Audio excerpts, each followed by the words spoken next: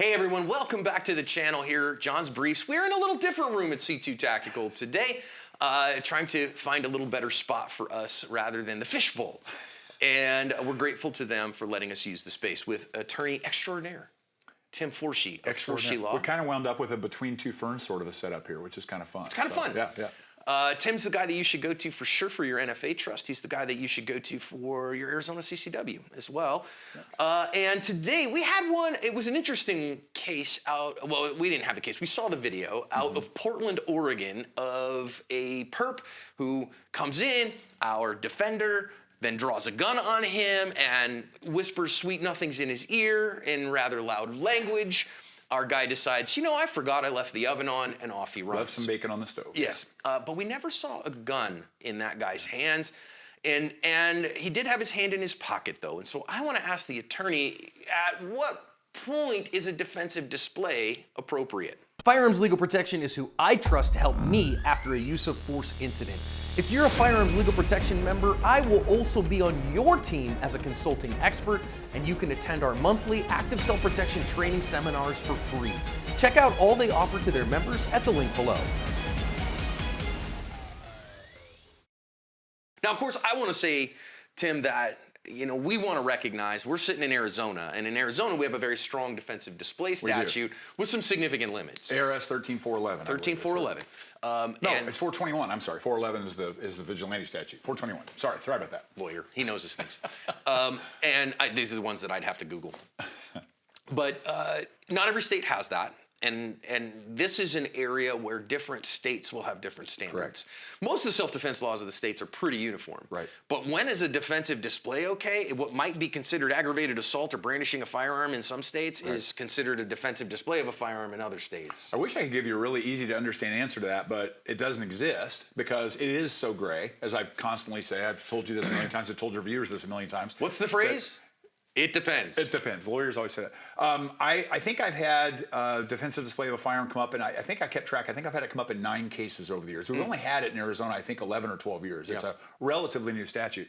And I think all but one of those occasions, my client, they would say that they were the good guy, but the system didn't agree. My client conducted themselves in accordance with what they thought was allowed by virtue of that statute, and they wound up getting charged with a crime.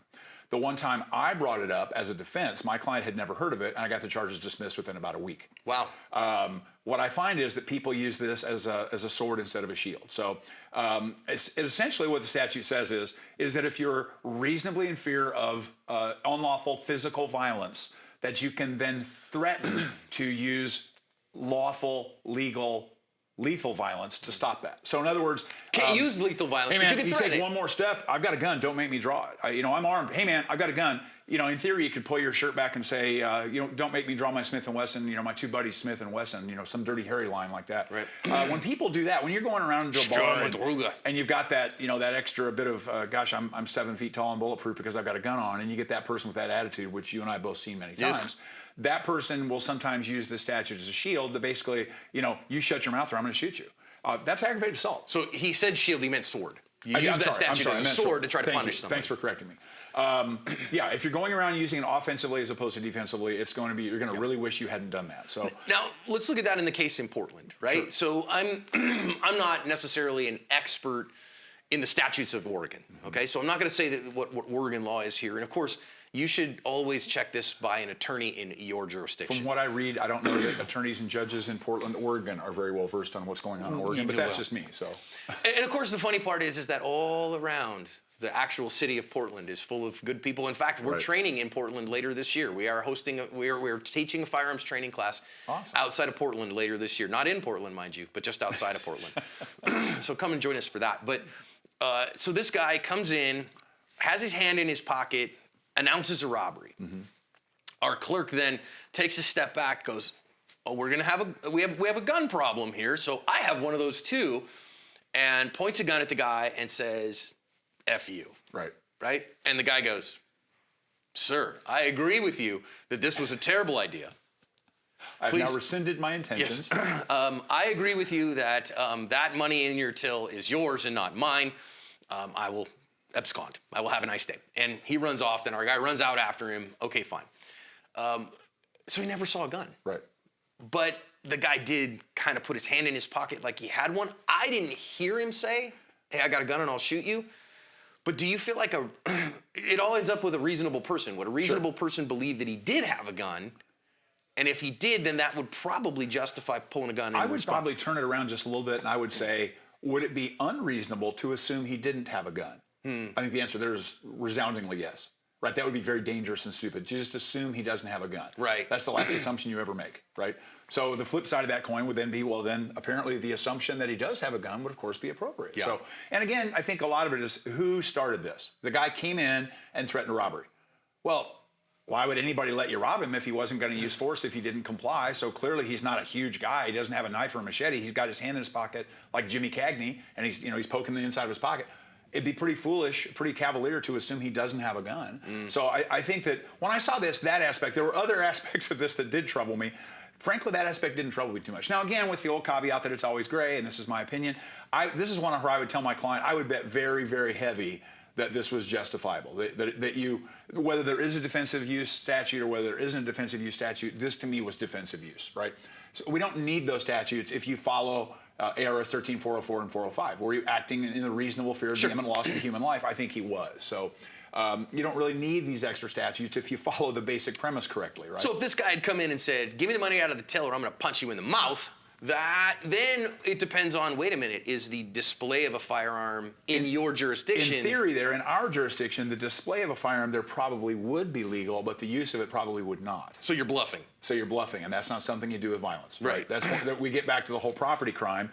You can, in Arizona, you can legally threaten to use lethal force to stop a property-only crime. You just can't use it. But you can't use it. It is a completely hollow bluff, and the consequences of that bluff can be grave. And I've seen them. Yeah. And I don't like bluffing. No, with not a deadly good idea. force. I don't bluff in poker. No. No, so yeah, I got 5 deuce offsuit, and I'm putting all my chips in the table, going, "What you got, buddy?" And he goes, "I got a pair of 8s." Dang, I'm in trouble. Then you go home broke. You bluff in a situation like this, you don't go home. Yeah. So not going to do it. So in this case, I think again he's threatening violence with announcing a robbery with his hand in his pocket. It seems to me a reasonable person would conclude that he does have a gun. And I always tell you on the big channel, right? If somebody points a gun at you, assume it's real, assume it's loaded, assume they're willing to use it. Unless you can see through it and it's translucent green and you can see water dripping out of the bottom. Right, But okay. yeah, short of something like that, yeah. And this is where the facts are so interesting, right? So if he says, hey, I'm going to punch you in the face if you don't give me that. Well, that might change if it's not a young, fit man, but it's an older, weaker woman who's medically frail. That's correct. And so then she might go, if he punches me in the face, he'll kill me. And it gets a disparity of force, right? So and I was sure he would kill me. That's all about disparity of force. Exactly right. Yeah. And so this is where those go. In this case, I don't think it was a problem. I mean, obviously, dude announced a robbery, stuck his hand in his pocket. I think if he did, this is one of those interesting ones where the display of the firearm, I don't have any problems with. If he'd shot him, I don't think I'd have had a problem with it. That's the unique thing, too. And we've talked about this before, because one question I get from CCW students and one issue that we've had to resolve with a lot of my clients is, it's not an issue of can you shoot them? Okay? It's must you. It's not a hunting license. It's do you have any other option but that you have to shoot them? And if that's the case, then shoot them. But this guy obviously had an option because he didn't shoot and he survived and everything worked out just fine. Yeah, I mean, shooting is literally your last option, so make sure it is your last option. When the guy takes off running, realizes he left bacon on the stove, God bless, go over and lock the door, call 911 and sit down. Yeah, we're now closed for a couple hours, folks, sorry. Well, and I will tell you, you will have far less time talking to a district attorney for pointing a gun at somebody than you will for shooting. Amen. And far fewer billable hours to your attorney. And that works out good for you guys as well. You know, Absolutely. and listen, I mean, if you got to shoot him, right? So if that idea says, no, this guy's is actually pointing a gun at me, I can see the gun, I can see in his eyes, he's going to kill me.